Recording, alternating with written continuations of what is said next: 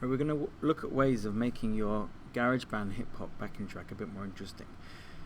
So what I've done is I made a backing track on my iPhone GarageBand here, and I've now exported it from GarageBand and imported it into my MacBook GarageBand.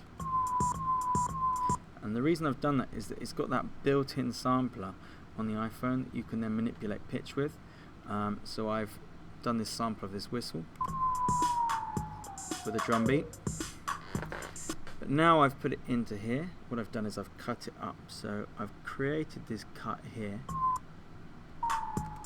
and I did that by moving this track up where I want to make the cut and then pressing Command T, and I've then copied it back to the beginning by holding down Option and dragging, and I've then shortened it to create this build up.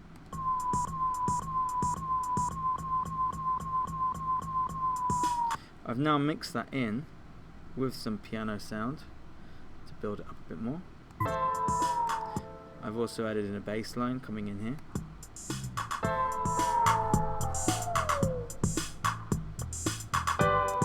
Okay, then I've now experimented here with different sounds here. So one thing I did, I put in some Apple iPhone headphones into the MacBook, and using the built-in microphone I just recorded in Josan, Cantonese for good morning here.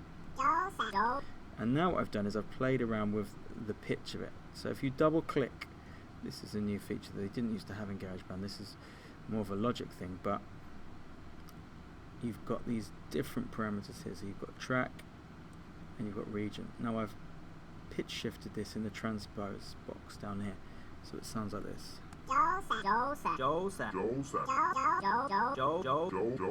So each box you can double click on it, and you can see the last one was 12. I've dropped that one down to 7 and just done it bit by bit back to 0 there. You can also play around and manipulate the piece of audio as well. So if you double click on the first one here, we can move different parts of it.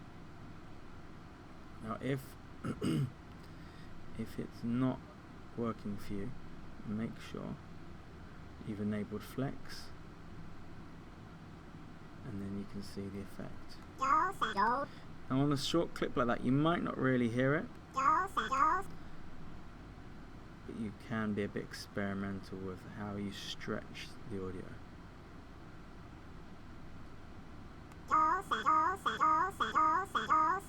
So you can start to get some really weird sounding sounds.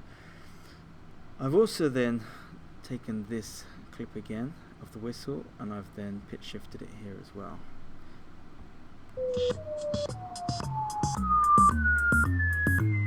Going up each time 3 measures.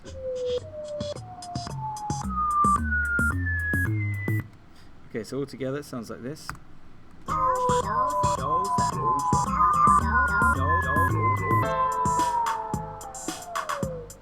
Now, another thing we can now do is we can press A for automation, and we can then apply some different effects to these things.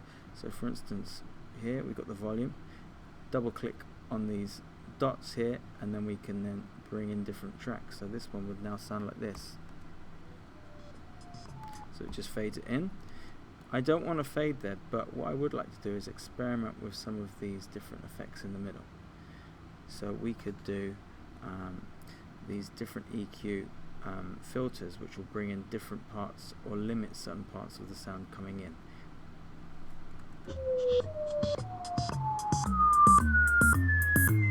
So you can hear how more high end is coming through there.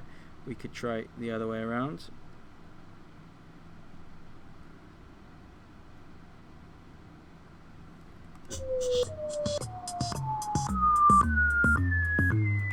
Okay, you can try other things. Some things will be a bit clearer to hear than others.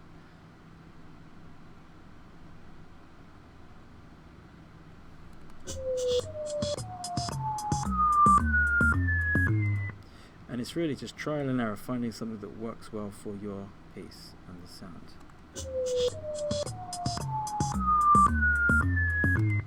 If you don't like it, just double click on the dots and it will go back to where it was before.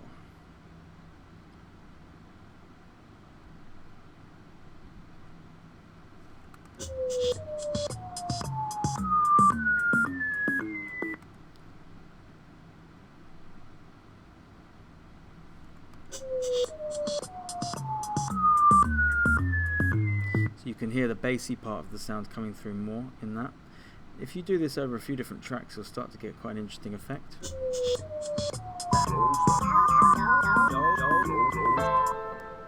Okay, so playing around with the automation is a good way of developing these different ideas.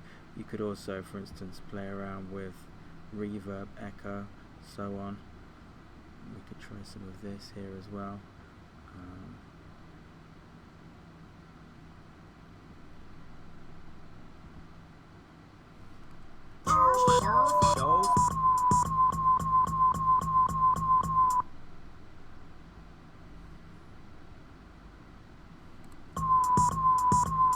That one's not very clear coming through there, but again, yeah, just try a few different things out, see what works for you.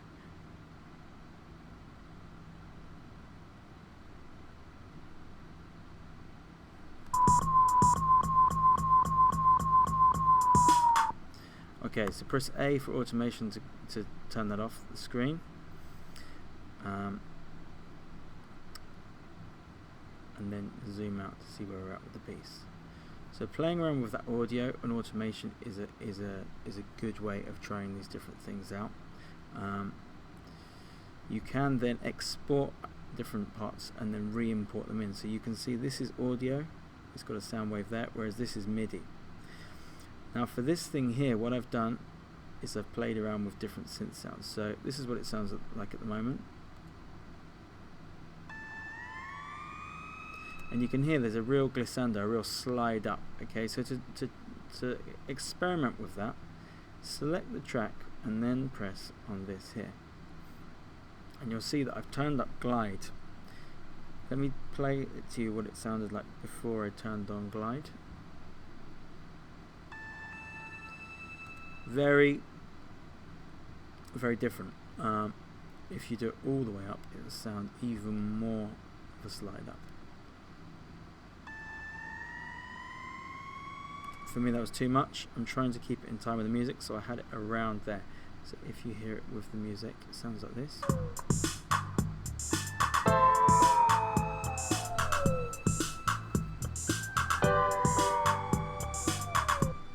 Okay, so if you just put on loop the section we're looking at,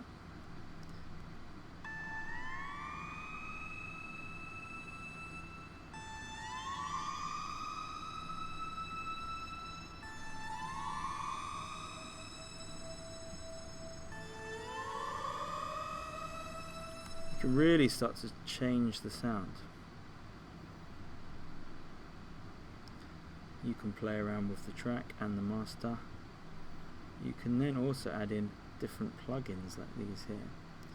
So you can double click on something and then play around with that. Then it starts to get quite complicated.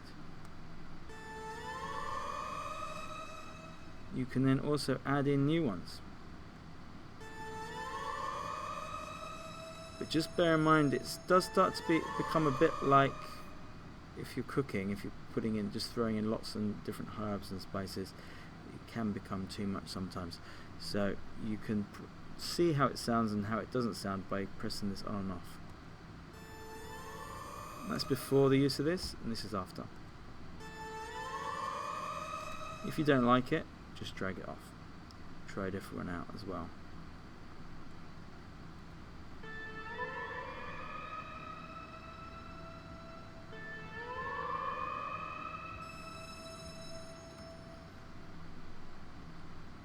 So it's worth trying some of these different things out so that you get a better idea of how they'll work.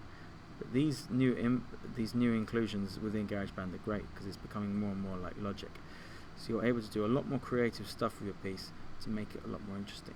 So this is what we've got so far on a backing track. This is how it sounds.